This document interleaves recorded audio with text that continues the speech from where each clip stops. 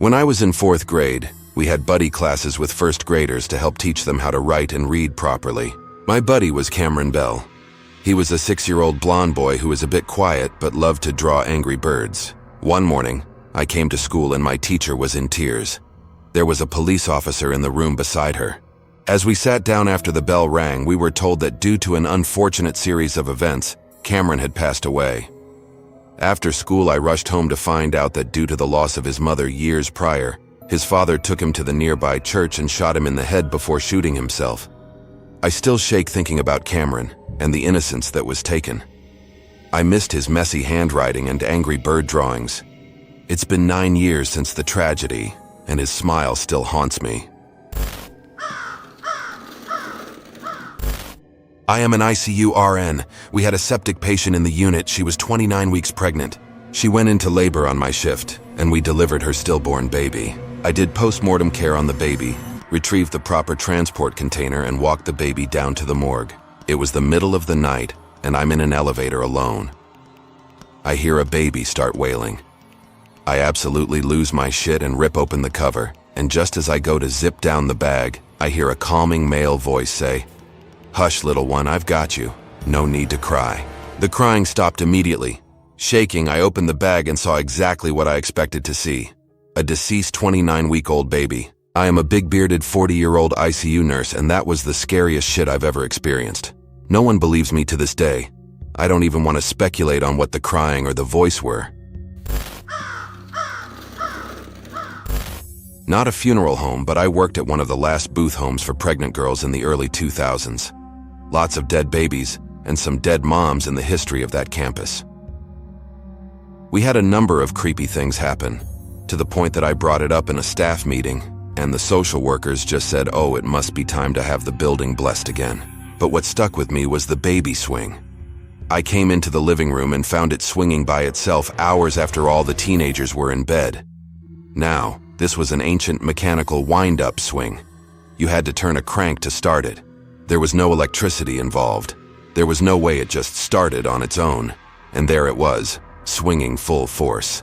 I was completely terrified, but I just said, "If you want to swing, I will be happy to wind up the swing for you. But when you do it on your own, it frightens people."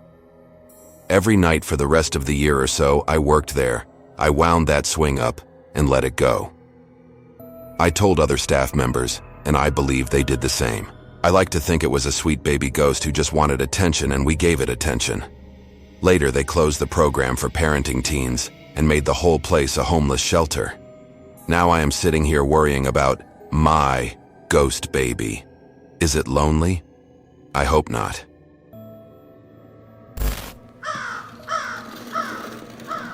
I used to work on an oncology ward as a nurse. Our side rooms were kept for end-of-life patients on palliative care, and one patient that we had been nursing for a good few weeks died early one morning. The last office had already been done by the night staff, and the patient had moved to the hospital morgue, so all that remained was to clear the room of personal belongings and tidy up. I sent a student nurse that I was mentoring at the time to do this while I got on with the drug round. The student had known the patient fairly well and was comfortable with this job. About 10 minutes later, a colleague came to me and told me that my student had come flying out of the side room white as a sheet and was sobbing in the staff room. I went to find out what the problem was, and the student told me she had been clearing out the sink area in the bathroom.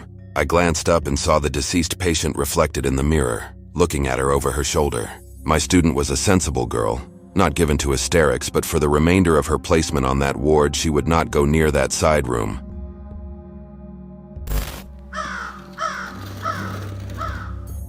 I'm a nurse. I've witnessed quite a lot with Alzheimer's patients.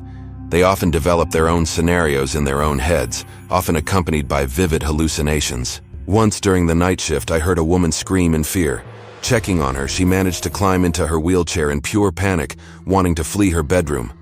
Asking what was wrong, she thought the building was on fire. Now, what's important to mention here is, people often make claims that people are just crazy or dreaming badly or something. But this is not the case. People with hallucinations have been found to actually see, hear, smell, etc. something when their hallucinations occur, as the same locations in the brain are stimulated as if they would get real impulses. That woman actually saw fire. She actually smelled fire. She didn't just make that up to be crazy. It's what her brain told her was happening, and she was in real panic for her life. And the same applies to when those people see someone else in their room. When they want me to guide someone out of the bedroom who isn't actually there, seemingly standing right behind me. And it makes no sense to discuss with them that no one's there. To them, someone is there, and you better do your best effort of improvising to guide that someone even if it's no one outside. Play along, and they'll be fine. This, to me, is the scariest thing at work. They see something you don't.